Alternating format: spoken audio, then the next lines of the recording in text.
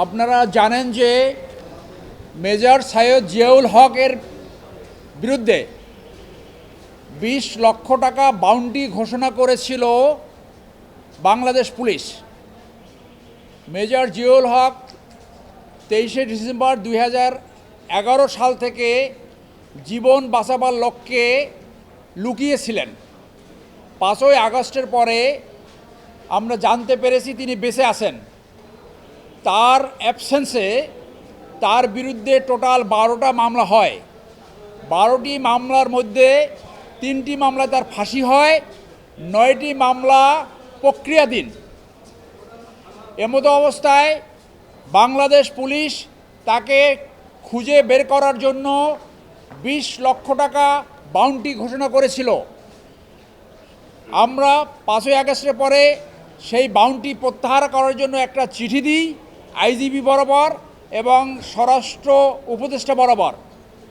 IGP office থেকে আমাদেরকে জানানো হয় মেজর জিয়ার বিরুদ্ধে 20 লক্ষ টাকা বাউন্টি ঘোষণা করা হয়েছে, সেই মর্মে কোনো রেকর্ড তাদের দপ্তরে নাই। এই পরিস্থিতিতে আমরা গতকালকে আইজিপি বরাবর একটি লিগ্যাল নোটিশ পাঠিয়েছি তার বাউন্টি পাবলিকলি প্রত্যাহার করার জন্য। যেহেতু বাউন্টি ঘোষণা করা হয়েছিল পাবলিকলি, পুলিশ পাবলিকলি আবার সেই বাউন্টি তাদের যে রেকর্ডে নাই সেইটা পাবলিকলি ঘোষণা করার জন্য আমরা অনুরোধ করেছি। একই সাথে তাকে যুক্তিসঙ্গতভাবে ক্ষতিপূরণ দেওয়ার জন্য আমরা আবেদন জানিয়েছি। তারা যদি এটা না করে তাহলে আমরা অ্যাপ্রোপ্রিয়েট আইনি ব্যবস্থা গ্রহণ করব। আইনি ব্যত্যয় ঘটেছে যে তারা যেহেতু পাবলিকলি এটা ঘোষণা করছে, এখন তারা বলছে যে তাদের রেকর্ডে নাই। এইটা হলো বেআইনি। আপনারা তো সেটা রেকর্ডে থাকবে। আপনি এখন চিঠি দিয়ে আমাদেরকে জানালেন যে আপনার রেকর্ডে নাই, তাহলে ওইটা বেআইনি, ওই ঘোষণাটা বেআইনি ছিল। এইটা আইনি ব্যত্যয় ঘটেছে। প্রচার করার ক্ষেত্রে কি হয়েছে আপনারা একটু ভেবে দেখেন যে তার পরিবার আছে, তার সন্তান আছে। শুধু তো মেজর জিয়ার মানহানি হয় নাই, তার পরিবার তার সন্তানদেরও মানহানি হয়েছে এবং সেইটা ক্ষতিপূরণ প্রাপ্য।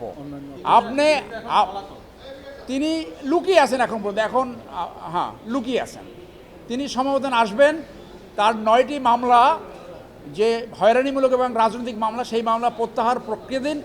এবং এর আগে আপনাদেরকে ব্রিফ করেছি সিআরপিসি 401 ধারায় তিনি আবেদন করেছে তার যে দণ্ডপ্রাপ্ত 3টে মামলা, সেই মামলার দণ্ড সাসপেন্ড করা, সেটাও প্রক্রিয়াধীন।